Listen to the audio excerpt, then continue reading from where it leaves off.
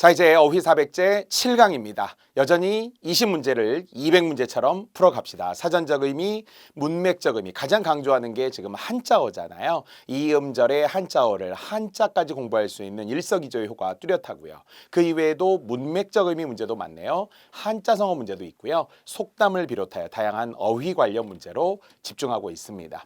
자, 121번입니다. 자, 어쨌든 사전적으로는 아예 딱 정해졌네요. 부러워하며 은연중에 갖고자 하는 것이다. 부러워할 선자가 지금 한자로 들어가니까요. 흔히 우리는 선망의 대상이라고 하죠. 부러움의 대상입니다. 사전적 의미 그대로라고 했어요. 부러워할 선자가 되겠습니다.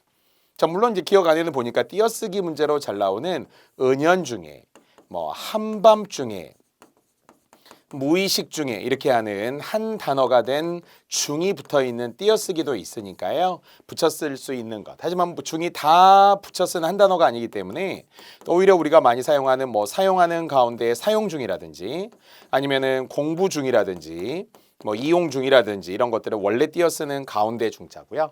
붙여 쓰게 된 이유는 많이 쓰니까. 그래서 국립국어원이 약속을 한 거예요. 이건 이제 외워야 된다는 거예요. 은연 가운데, 한밤 가운데, 무의식 가운데 이런 가운데로 있는 게 아니라 그냥 아예 이렇게 굳어진 한 단어들이 있으니까요.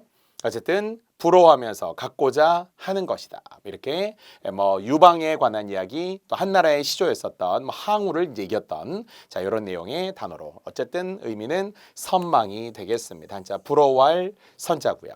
다만 갈망이라는 것은 간절히 바라는 것, 우리가 희망, 소망, 열망, 갈망, 연망 이런 것들이 전부 바랄 망자에서 비롯이 되는 건데 목마를 갈자를 썼기 때문에 우리가 갈증이 나는 목마를 갈자 말이죠. 간절히 바란다 이런 느낌으로 보면 되고요. 바라는 바의 소망이 열렬히 바라는 건 뜨겁게 바라는 것이 열망이 되겠습니다. 선망이 되겠고요. 답은 부러워할 선자에서 비롯이 된 겁니다.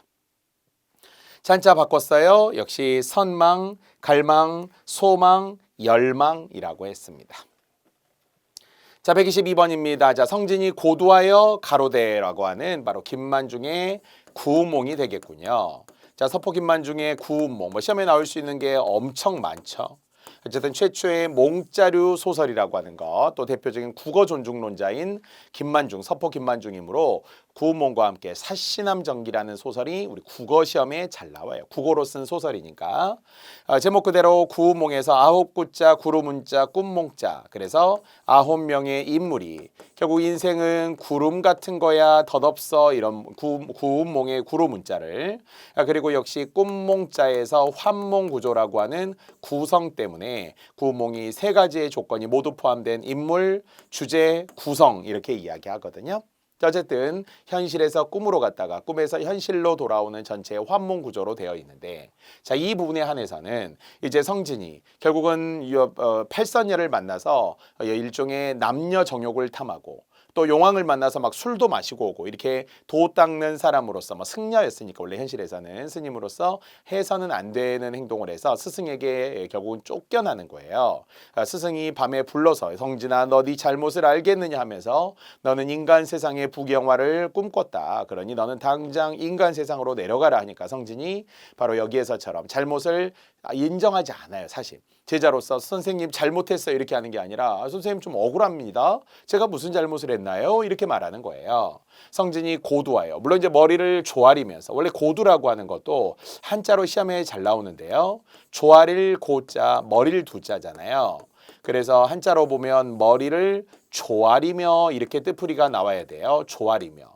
여러분이 잘 알고 있는 바로 삼배9 고두레라고 하는 남한산성의 치욕을 3번 절하고 9번 머리를 조아리면서 땅에 머리를 부딪혔던 인조의 모습을 보면서 우리가 되게 치욕이라고 생각을 하잖아요. 조아릴 고자, 고두하며 이야기했어요. 근데 간혹 가다가 고자면 우리는 높을 고자만 아니까 머리를 막 들면서 말했다고 생각해요. 전혀 그런 게 아니에요. 어휘 문제가 숨어있는 머리를 조아리면서 그래도 선생님 앞이니까 스승 앞에서 선생님, 사부님 제 이야기 좀 들어보세요. 옛날에 아란존자도 창녀와 몸을 섞었지만 살을 섞었지만 석가불이 그래도 용서해 줬대지 않나요? 저는 그냥 생각만 했을 뿐인데 남녀 정욕을 꿈꿨기만 했을 뿐인데 무슨 잘못을 했나요? 억울합니다. 이렇게 이야기해요. 그러자 스승이 말하기를 그러나 아란 존자는 요소를 제어치 못해서 그렇게 했지만 마음은 어지럽지 않았다. 그런데 너는 인간 세상의 부귀영화를 흠모하는 뜻을 내었으니 원래 소설에 의하면 나 되게 잘생겼는데 이런 데서 도 닦아야 돼. 내 인생이 젊은 인생이 너무 아까워. 이렇게 자기 욕심을 좀 낸 거거든요. 그래서 너는 인간 세상으로 당장 쫓겨나라 이렇게 이제 계속 질책이 이어지는 겁니다.